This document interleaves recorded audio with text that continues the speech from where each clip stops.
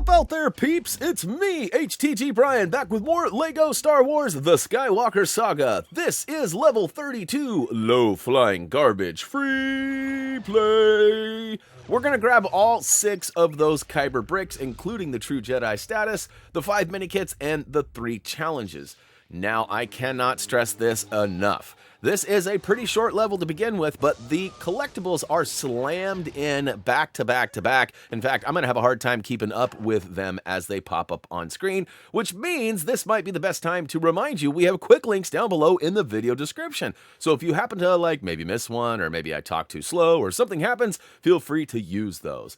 Real quick, we got a challenge for defeating 3 TIE fighters in 5 seconds called Getting Pretty Good at This. We're going to nail that in the second or third wave of those TIE fighters, as there will be an abundance of them, and it should be easy to rapidly take them down.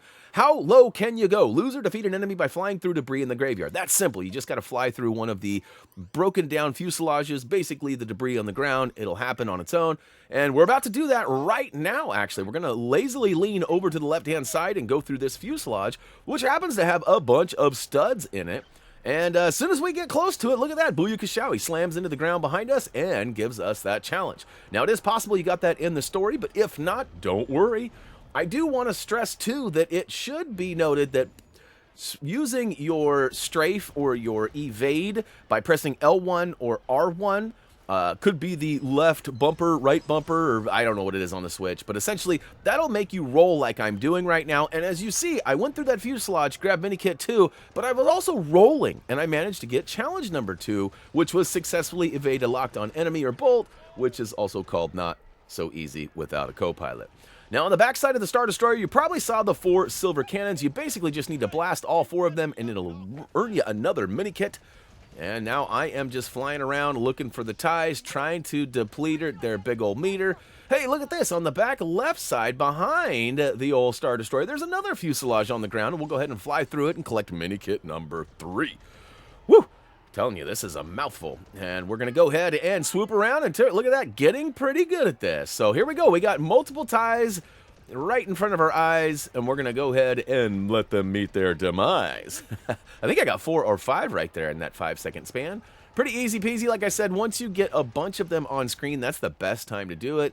Just don't take them out one at a time, because then you'll thin out their numbers, and there won't be enough to get it in that 5 seconds or less. Keep in mind, studdage may or may not be a factor for you, as, you know, there's quite a few things scattered around. Lots of blues and halos for you to swoop through and collect. But in our case, we actually do just fine for it. And once we get inside the ship behind us there, we're actually going to get a lot of studs, because pretty much everything in sight is destructible. And as long as you're pew, pew, pew, and you should be collecting studs along the way. All right, we've got one more wave of TIE fighters before we get the final wave, which has the proton torpedo base, guys. We'll know that that's happening once we actually are cued to take a torpedo and blow through the back of the ship. Now, once we do that, we're going to have to target non-purple or non-proton torpedo-based TIEs, because we need 5 of them in order to get Minikit number 4. So there is a little bit of a downtime in between collectibles, just simply flying around. You can see I'm swooping through, grabbing them blues and others twos. Of course, we'll thin out their numbers. We got 4 more to go, and in fact, I think they're all right here. Yep, they are all right here. So, cha, cha, cha, cha, cha. Oh. All right, so once that pink icon pops up, that is our cue to find a proton torpedo and blow the back door off that thing. And in this particular case, as I just mentioned a minute ago, we're going to want to focus on the guys that don't have the proton torpedoes. This is also a decent spot, too, as you seem to get attacked a lot for successfully evading a locked-on enemy missile or bolt, which is that not so easy without a co-pilot challenge. You can see, though, if I target the regular TIE fighters here, you're actually going to get rewarded with a counter, 1 of 5, 2 of 5, 3 of 5, 4 of 5, and 5 of 5, giving us number 4 of 5 of the Minikits. In fact, the final one is inside the big dog there, and it almost can't be missed. In fact, you might even already have it, because it's part of the story, too. And if you were shooting like crazy, which I'm sure you probably were, you likely smacked the old droid. I think it's called a salvage droid flying around in there. And in fact, you can see it almost immediately up in the distance there. I am just targeting and shooting, and look at that. Booyah Kashaw. If you would have let it get a little closer, the old blue halo from around the collectible detector should have popped up and notified you too, but maybe not, as I didn't let it get close enough to verify. Now, we are officially done with the collectibles. You can see we've got that 6 of 6 Kyber bricks. They're even giving us the First Order TIE Fighter micro notification letting us know. And, of course, we just got that True Jedi right inside here, too. So, like I said, lots of studs available. Hopefully, you are good to go on studs. If not, you can prolong this sequence by not taking out the TIE Fighters. Now, it's hard to avoid them, if I'm being honest, but it can be done. So stretch it out as long as you need, and hopefully you'll get that requirement of 80,000 before you land back. Well, I guess you might not be on Hoth, but maybe you are. Maybe you've been following along verbatim and copying our moves left for left and right for right.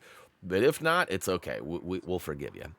But here we are. We've officially landed in the landing pad of Echo Base on Hoth, and level complete. So low-flying garbage free play done did.